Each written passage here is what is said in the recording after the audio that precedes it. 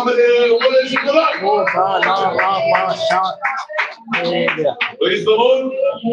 ഒരു കാര്യം നമ്മളിവിടെ അനുഭവമാക്കണം. എന്താണ്?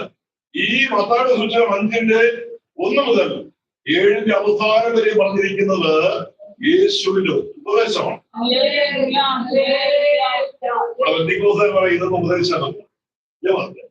ഇത് കേട്ടിട്ടുണ്ടോ? ഞാൻ കേട്ടിട്ടുണ്ട്. അവിടെ തന്നെ തൈകൾ പറയുന്നത് അവൻ അതൊന്നും ഉപദേശമല്ല, ഉപദേശപരമായ കാര്യങ്ങളും അല്ല എന്നാണ് അവിടെ പഠിപ്പിക്കുന്നത്. തെറ്റാണ്. യേശുവിന്റെ ഉപദേശമാണ്. ഈ പറയുന്നത് തന്നെ പറയും ഉപദേശം നമ്മൾ സമർത്ഥിക്കുന്ന ഇതിൽ ഉപദേശമാണെന്ന് പറയുന്നത്. ഒന്ന് യേശു എന്താ പറഞ്ഞിരിക്കണം, 2 അപ്പോസ്തലന്മാർ പറഞ്ഞിരിക്കണം. അപ്പൊ ഈ മത്തായിയുടെ സുവിശേഷത്തിൽ ആരാ പറഞ്ഞിരിക്കുന്നത്? എന്തായാലും പറയുന്നത് അവരെ പറയുന്നു ദൈവത്തിന് സ്തോത്രം. എന്താ സ്തോത്രം? ഒന്ന് യേശു പറയണം, 2 അപ്പോൾ എനിക്ക് പറയാൻ ഒന്ന് യേശു പറയണം, 2 അപ്പോസ്തലന്മാര് പറയണം എന്നിവര് പറഞ്ഞൊരു കാര്യം മനസ്സിലായോ?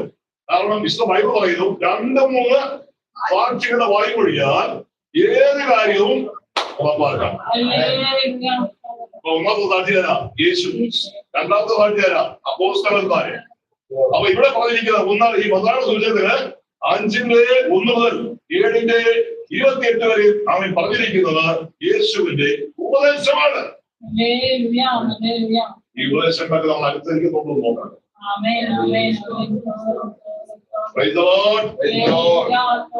പഠിപ്പിക്കും അല്ലെങ്കിൽ അപ്പച്ചന്മാര് അവൻ പഠിപ്പിച്ച ഒരു കാലഘട്ടം ഉണ്ടായിരുന്നു. പക്ഷെ അത് കറക്റ്റായിട്ടുള്ള പഠിപ്പിക്കലാണ്. പക്ഷെ ഇന്നത്തെ ചില അപ്പച്ചന്മാരൊക്കെ പഠിപ്പിക്കുന്നുണ്ട്. ചിലരൊക്കെ ആ പഠിപ്പിക്കലോട് നമുക്ക് യോജിപ്പില്ല.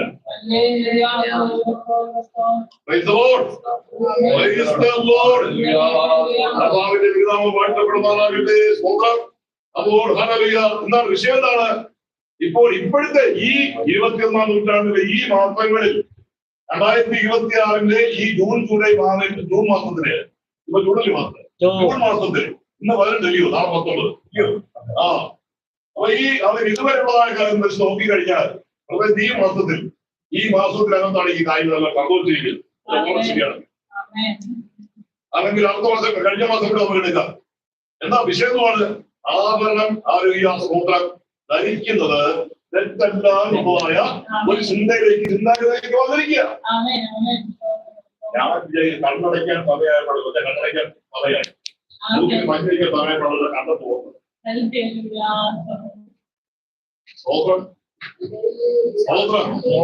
കണ്ണടയ്ക്കാൻ സമയം. കാരണം പ്രായങ്ങളായില്ലയോ? കണ്ണടയ്ക്കാൻ സമയമാണ് ഇപ്പോഴാണ് കണ്ടു തുറന്നത്.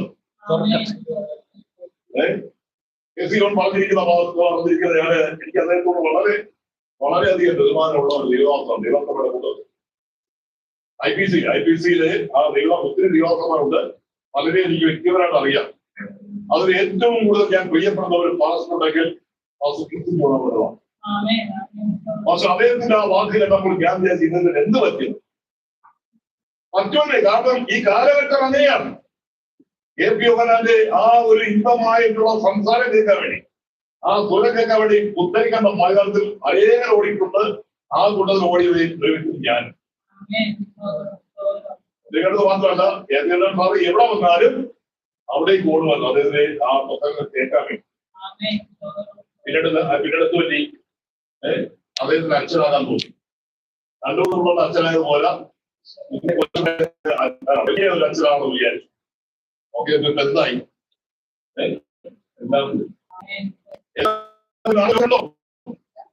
ആള് പോയി.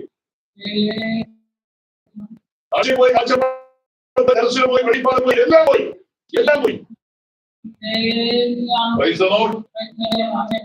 അവസാന ജീവിതത്തിൽ പറഞ്ഞതിന്റെ മരണത്തെ കുറിച്ച് പലരും പറയുന്നത് അത് നമുക്ക് പറയാതിരിക്കാം.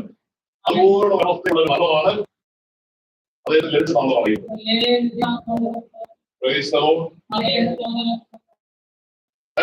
കുപ്പയിൽ ഉയർത്തി പതുക്കന്മാരെ ഉയർത്തുന്നത് നമ്മുടെ ദൈവം.